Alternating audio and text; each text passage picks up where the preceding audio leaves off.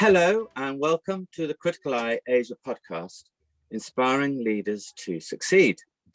These podcasts, part review, part expansion, engaging on subjects at the forefront of business leaders' minds. Always topical, thought-provoking, enabling you to learn from leaders and peers delivering amazing results. So we are here today to explore navigating complexity as a senior leader at a global and local level. And we appreciate and know the best leadership teams understand how to deliver on both short and long-term objectives.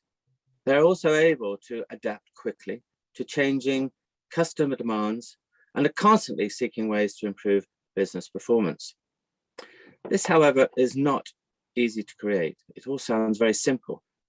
And especially now, when we have to operate at such a pace. And this perhaps explains why 87% of attendees at a recent Criticaleye Asia Leadership Forum acknowledge that their top teams need to be more agile. So what we're going to do is to explore in our conversation today on this podcast, what it means to build a high-performing leadership team and the need for alignment and trust, as well as the importance of ensuring senior executives throughout the organization are open to new ideas and insights. So, really delighted to introduce you to Min Yih Tan, who's SVP Global Mobility Network at Shell, and Bhawna Gandhi, HRD Corporate Service, I should say, APAC, Sodexo. And what I'm going to do is ask them to introduce themselves and also to explain a little bit about their current role and area of specialism and interest. So, Bhawna, if I can get you to introduce yourself firstly, that'd be fantastic. Thanks, Charlie. I think you've introduced pretty much what I do, but once again, thanks for hosting us. My name is Bhawna. I'm based in Singapore and leading the HR function for corporate services segment in Sodexo for APAC. My area of specialization has always been HR. I've studied HR, and from last 17 years, this is what I am doing, and I'm very passionate about what I do. My special area of interest is diversity, equity, and inclusion. And second area is mentoring and coaching leaders. Thank you. Wonderful. Thank you very much indeed, Bhawna. Now, Min Yih, over to you. You're both in Singapore, and we're both under the you're both under the same red dot. So and I know you're going to catch up because you didn't know each other beforehand. So I know you're going to be catching up afterwards. I think I'm going to try and get over there and join you, by the way. Min Yih, over to you.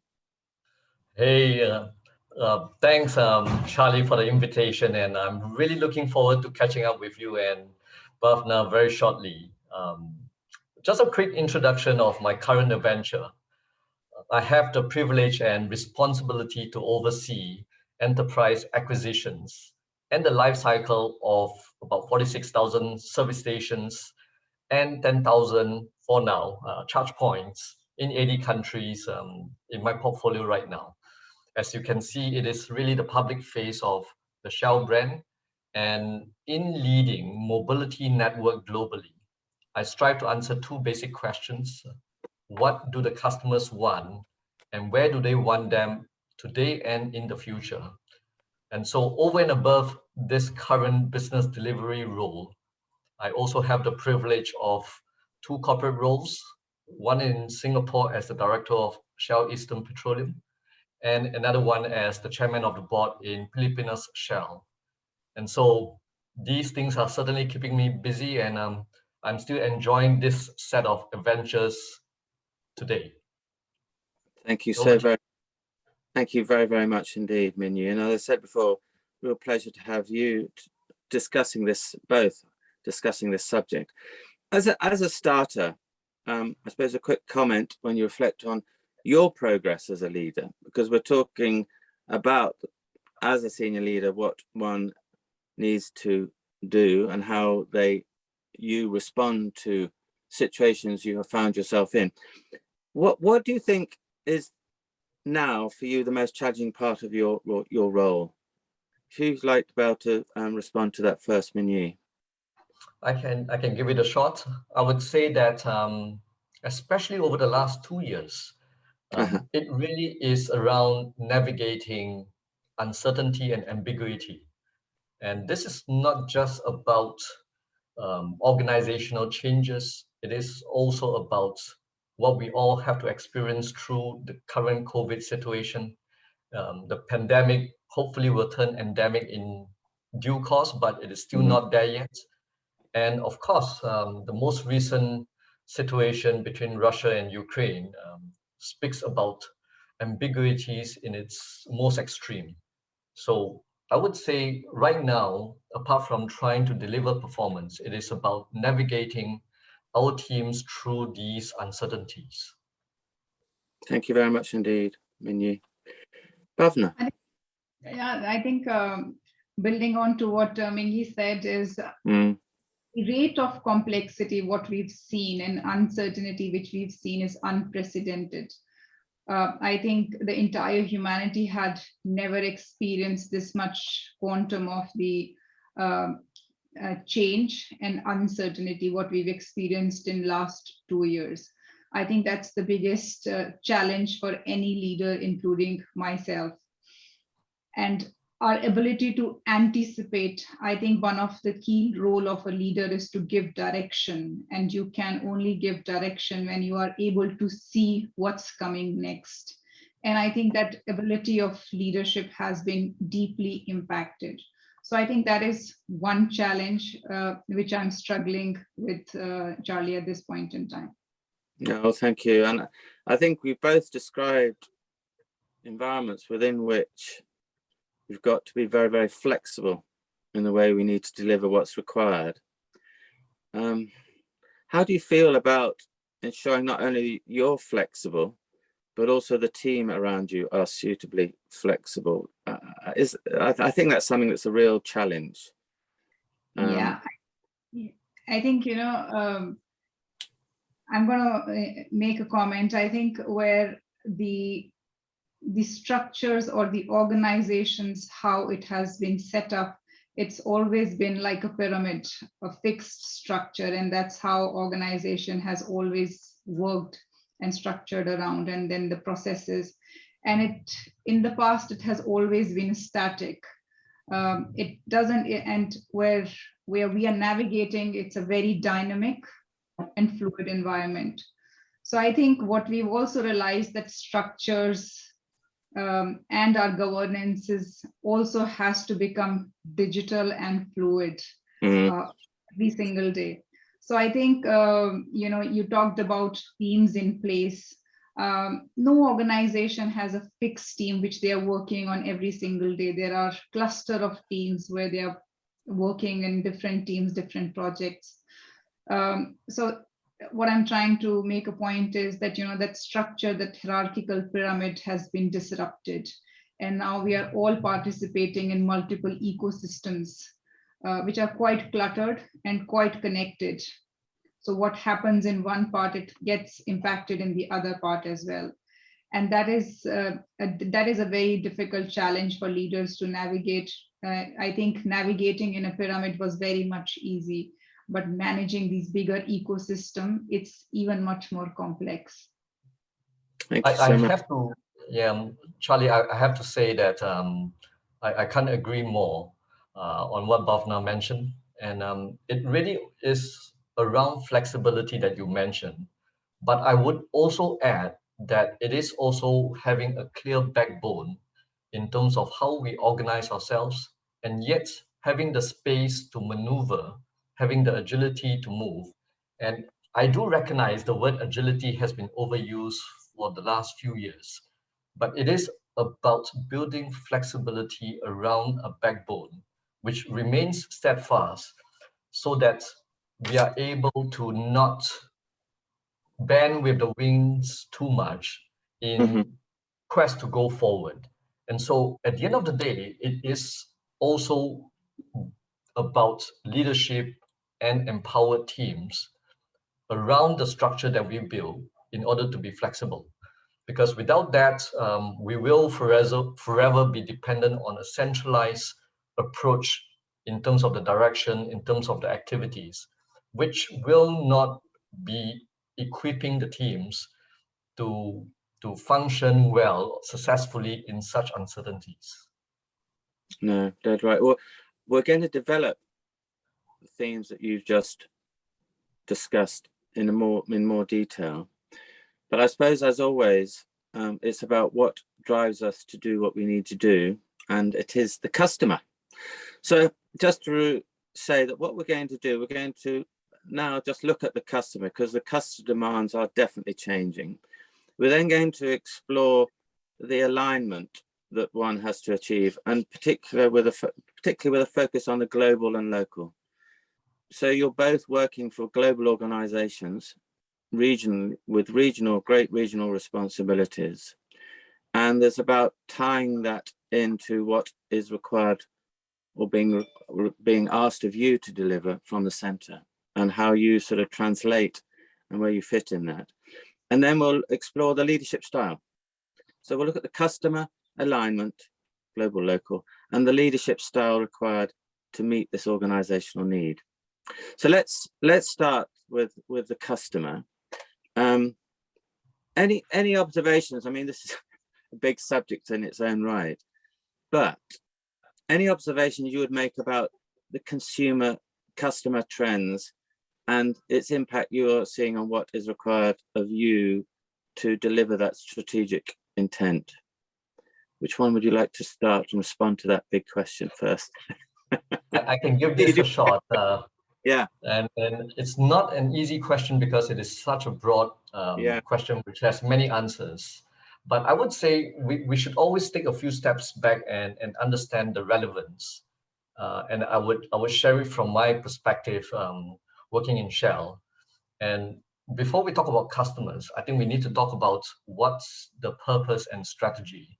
And if I take Shell, for example, it really is around providing more and cleaner energy solutions.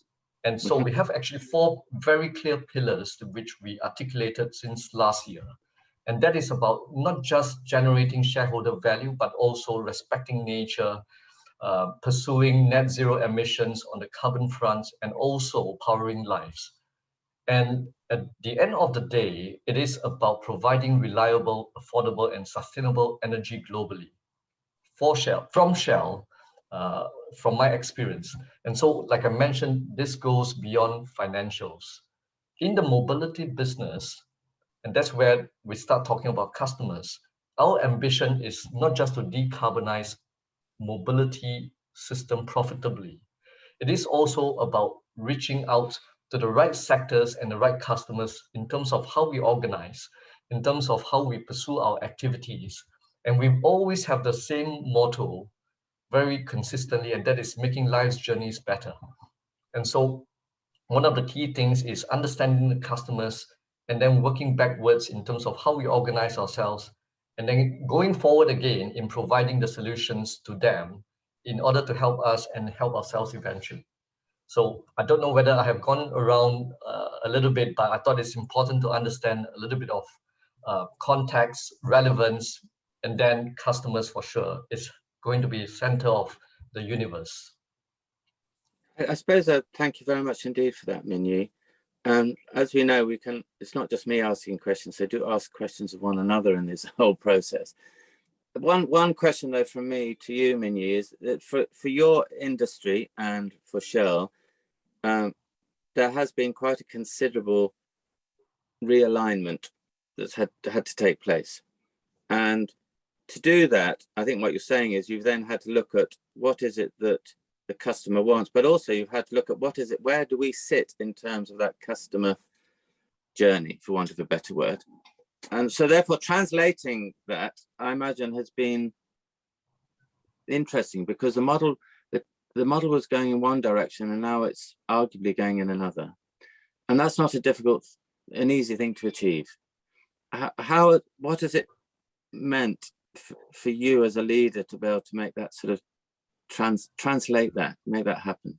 When we talk about climate change, it is not just something to accept, but something to embrace and make the change internally and externally.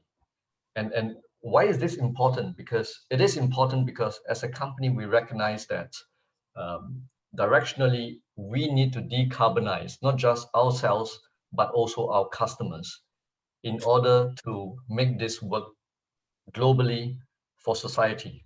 And that's why when we talk about the 4 pillars, it is not just about making financial returns, it is also about societal needs, it's also about carbon, it's also about environment. And we want to tackle all of them. We don't just want to pick one and ignore the other. And it is a big ask of ourselves to pursue this. But what we believe is taking the step forward and taking the lead. And we may learn and fail along the way, but I think that's perhaps part of the journey in itself. But what does that mean for us eventually? For now, one of the priorities is definitely to decarbonize sustainably, profitably, and to bring everyone else along.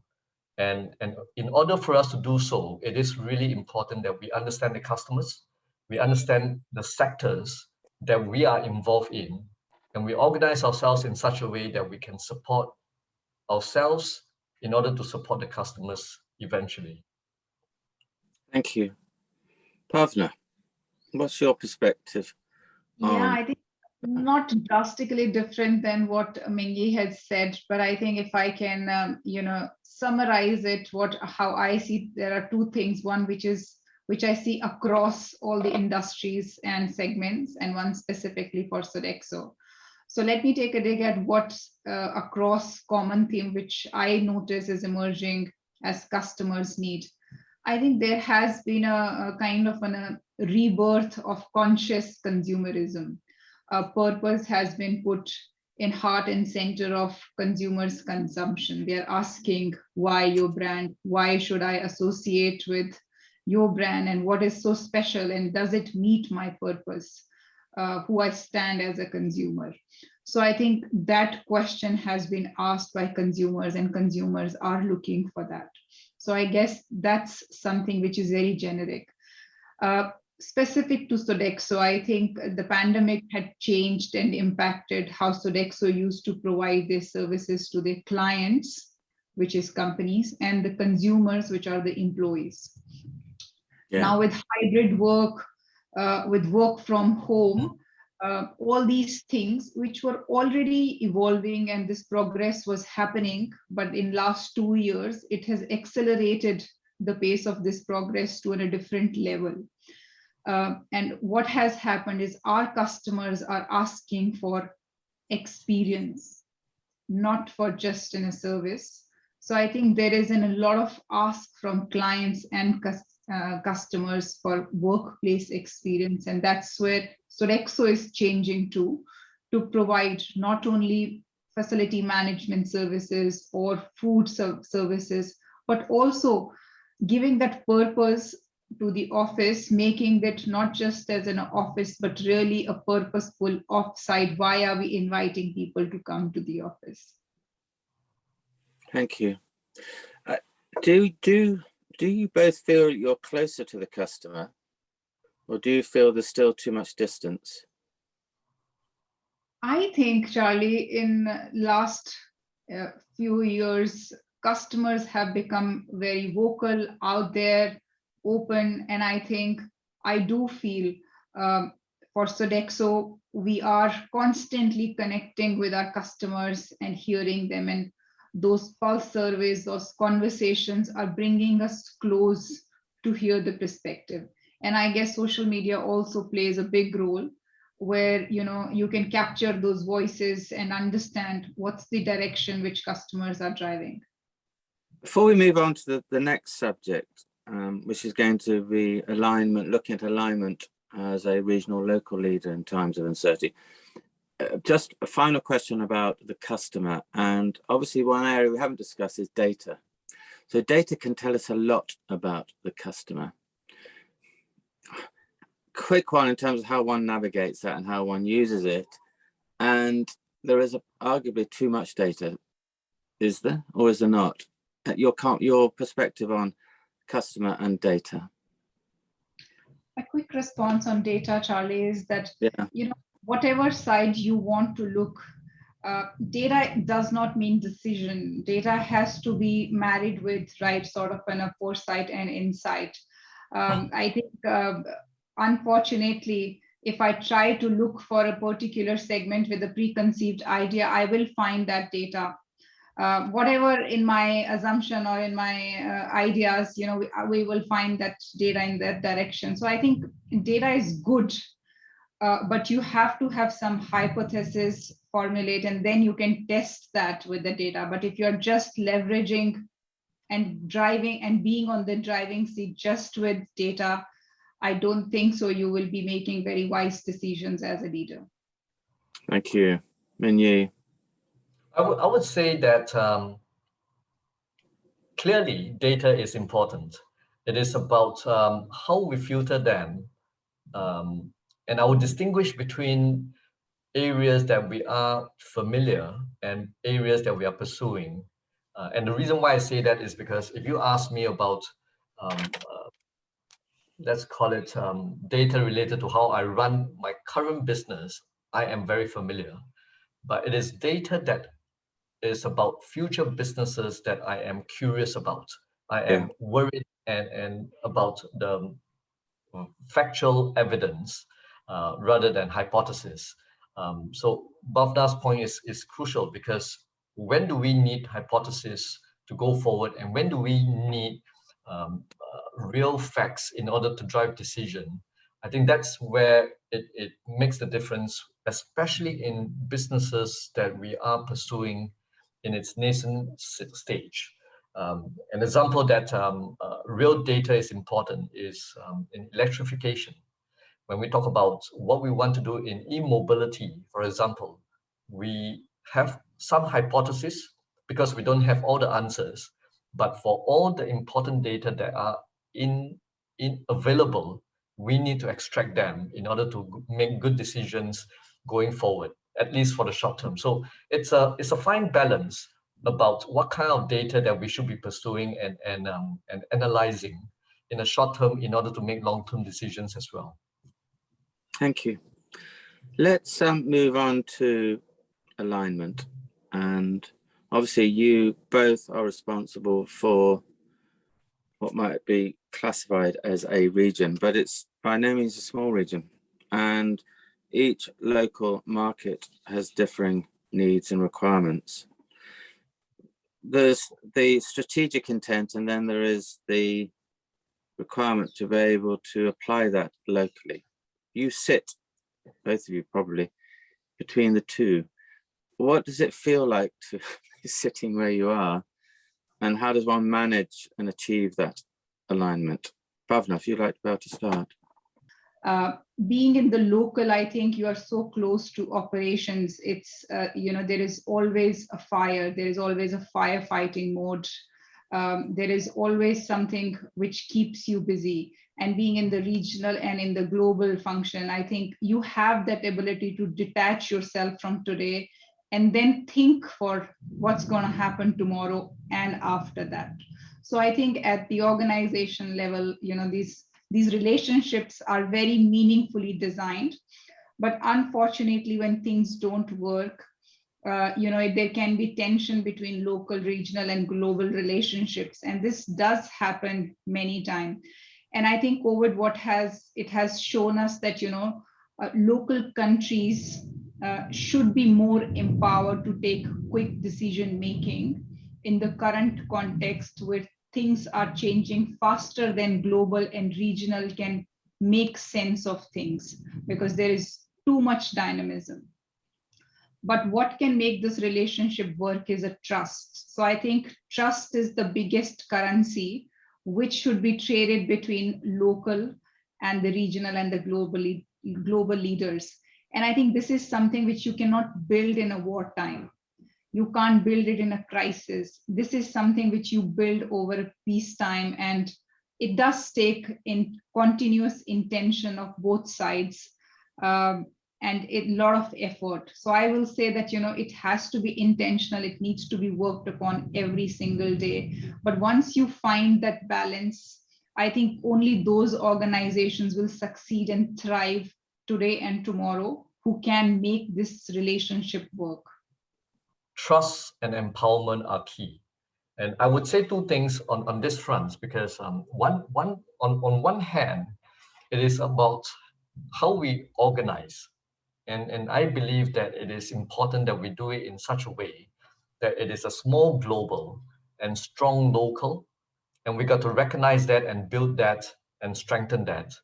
The other one is about one team. And it sounds like a buzzword.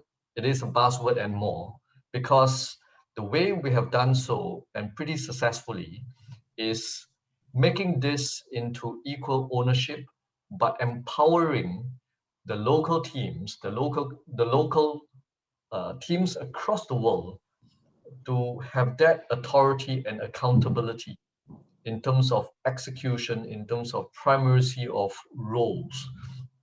And this is crucial for our success over the last few years, because we use small global in order to replicate lessons and in order to pathfind, and we use strong local to execute, to implement, and to deliver.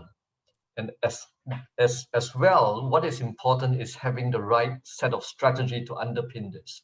Because if we have the same North Star, then trust and empowerment and accountability at the right levels, both globally and locally, will enable us a good track record and also confidence of delivery going forward. So many aspects, I would say, but sharing this in terms of our experience. Just to give an example to further flesh out what you were saying, Min Yih, what are the challenges that you've found and you've managed to, or you may or may not, you're probably going through them now and trying to overcome it, or something that you feel you're getting there in terms of overcoming it? Because I think you referenced earlier on, Min Yih, you're learning as we go along the way. And it's not only an organization that is pivoting such as yours in the way that it is, but every organization has to acknowledge that's what they're doing. So how are you learning as you go? What's the best way to get that right in terms of fulfilling, but also learning? Yeah, I think two things. It is probably fundamental and probably obvious, but I would say that number one is we need a consistent set of values to support what we are trying to do strategically. So that is the starting point. And in Shell, it is three simple values. It is about honesty, integrity, and respect. If the values are right, it enables that trust and empowerment. But these are just values. Yeah. The second thing is to stay the course on strategy. And I mentioned about our strategy, which I will not elaborate further. And last but not least is about action. You see, all talk is not going to help. So it's about organizing ourselves, having the same beliefs, same North Star, and then organizing ourselves to empower the local teams for execution, and also to learn using the global structure to replicate and to exercise certain authorities which are important centrally, but as light touch as we can globally, and yet empower the front line. And that's why it's so important for us, not just to talk about trust and empowerment, but also to welcome diversity and creativity in such a way that it actually builds on each other. And that's something that I'm proud of, because we have achieved a good track record over the last 5 years of delivery. And it's not just strategy and desktop discussions, but also taking actions at a local level. Which leads us nicely onto, I suppose, our third subject we said we were going to take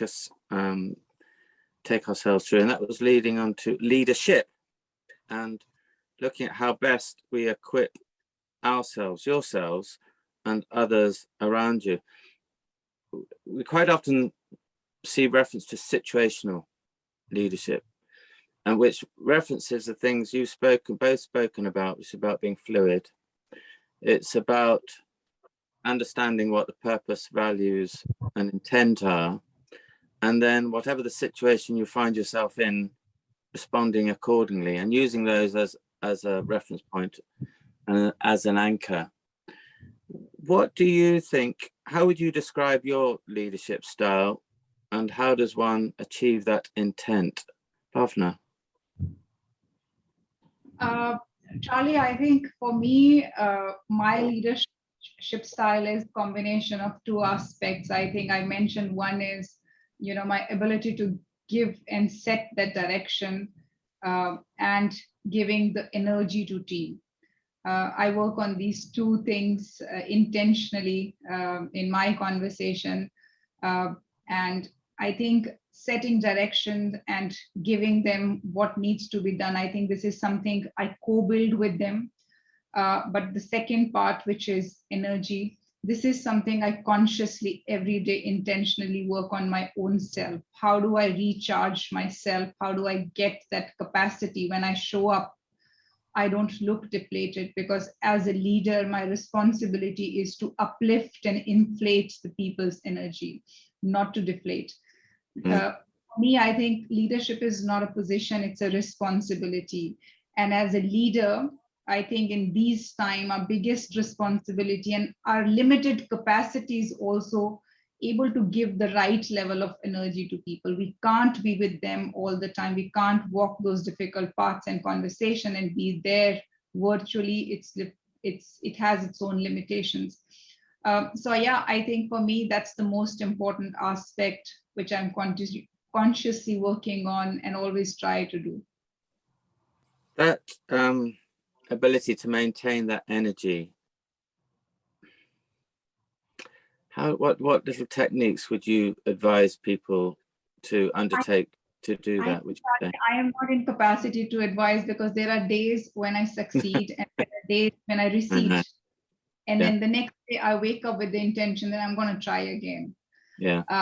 So that's as simple. And I think I would say that, just taking care of yourself, whatever way you think you want to take care of yourself, is absolutely essential. Whether going for a walk alone without your digital devices, finding 10 minutes of peace time where you just want to be with yourself, just to recharge.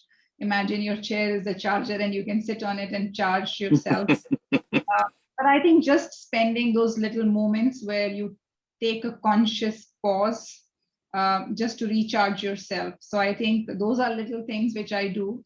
For me, my walks are extremely important. I go for a walk in the morning and in the evening, that I can charge myself and recharge again. Thank you very much indeed for sharing that, Bhawna. Min Yih, your leadership. I suppose let's look at this. Like, how do you feel it's evolved, Min Yih, your leadership style? Because you're both clearly very, very capable, and there's a certain calmness that you're both able to extend to people. And I felt it in our discussion. How do you get to that sort of state of place? And I know you're not saying you're perfect by any way, shape, or form, and it's a constant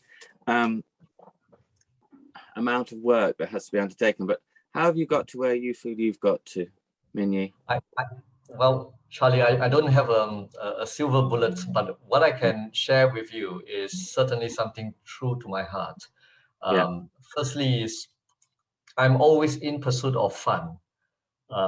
It sounds flippant, but it really is at the core of what I'm seeking. So I hope to be able to extend that to my team, especially to my direct reports and my direct organization. The second point is really about growth. At the end of the day, there must be an element of growth, whether it is professionally or personally. There must be room for us to be able to do so, not just for my team, but also for myself. And so the adventure continues, and I haven't looked back since I've been working in Shell for the last 13 years. Last but not least, I would say I hope my team and myself continue to dream big and be bold. And I always preach about the fact that there should be no constraints for us to be world-class. So if we are able to do that in the course of our job scope, then we can write our own job description and make it even bigger than what we have been gifted. So a couple of personal approach to this. Again, everyone has a different style, but I would say I would ultimately like us to be adaptive, my leaders and myself, to different situations, because no one situation will be the same, and we don't even know what will happen tomorrow or next week. So we got to be adaptable, but we must always, I suppose, be in pursuit of some growth and fun. Wonderful. It's not good. To some extent, I think it's always good when in a conversation or in a meeting or in any situation to conclude on a high. And clearly you've both done that, for which I'm very grateful for you to have done. But a final question is, given what we have discussed, and our subject was navigating complexity as a senior leader at a global and local level, and you having not met one another before, and us discussing this subject, what do you think is your takeaway from our podcast conversation today? I can go first, and I think Min Yih just spoke about it, and he spoke about two things. He spoke about how to build that one team. He said having those consistent values and really staying on course of strategy and then execution. I think that was one of my key takeaways. And second, which I couldn't go without, is bringing that fun and growth element which he spoke. And as he was speaking, I could really see that, he's really in for that, totally. So yes, that's my biggest takeaway. Thanks, Min Yih, for that. And Min Yih, your my takeaway? reflection. Charlie, thanks for that. And Bhawna, you did trigger a thought about humility. And I think what is important is to cast away any hubris, and to have this self-driven learner mindset. I think that's important, especially in the uncertain times that we see now. And we should actually acknowledge that times would be uncertain in some way, in some form or not, or some shape or form, at any time. And so that's one aspect that we need to continue to have and possess and build. The other piece is about being hard-nosed and being far-sighted at the same time. It's difficult to always be hard-nosed, but it's important to find the right balance about certain things and have a heart to that front too. You can be hard-nosed and still have a heart, and at the same time continue to be far-sighted in what we want to do, and not just do things for the short term. It's always easy to do so, and again, it's easy to say and hard to do. But that will be my little pitch as a summary. Thank you both so very much indeed for bringing, I think, a lot of insight, but not only that, also joy to the subject. But also, I'd like to celebrate, in actual fact, it's through virtual that we've been able to have this conversation. Getting physically in front of one another would have been, as in we will do it, but would have been a little bit more challenging. So let's also celebrate the joy of virtual and the wonderful insight you brought today. So thank you both very, very much indeed. Thank you, Charlie, for having us. Thanks, Min Yih. Thank you very much.